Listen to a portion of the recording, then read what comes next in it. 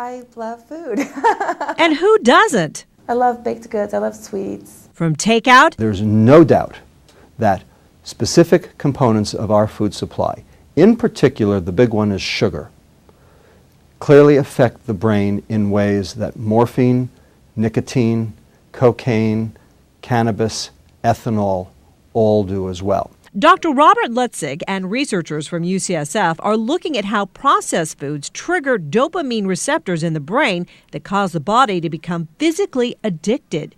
There are 4 criteria for addiction in humans. Number 1, binging.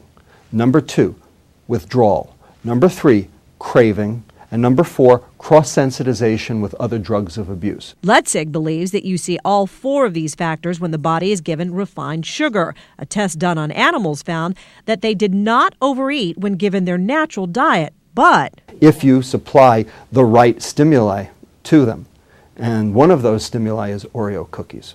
researchers found that the animals gorged themselves until all the cookies were gone. The same was true when the animals were given Fruit Loops. Christina Morrison has battled with her weight most of her life. And I grew up with clean your plate, eat everything on your plate. And she did, not because she was hungry, but out of habit. You come home after a long day at work and I'm like, I just want a glass of wine and some cheese.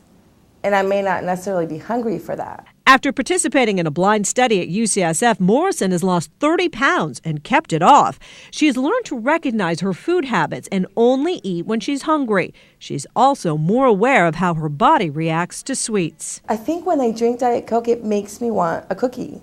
Like they kind of go together. It's weird. Not weird, according to Lutzig. Rather, it's a chemical reaction. If you ask me, I think almost all of it is actually biochemical, and that there are specific biochemicals that are driving obesity. And the only way to shake the addiction is to cut the habit. In San Francisco, Marianne Favreau, NBC News.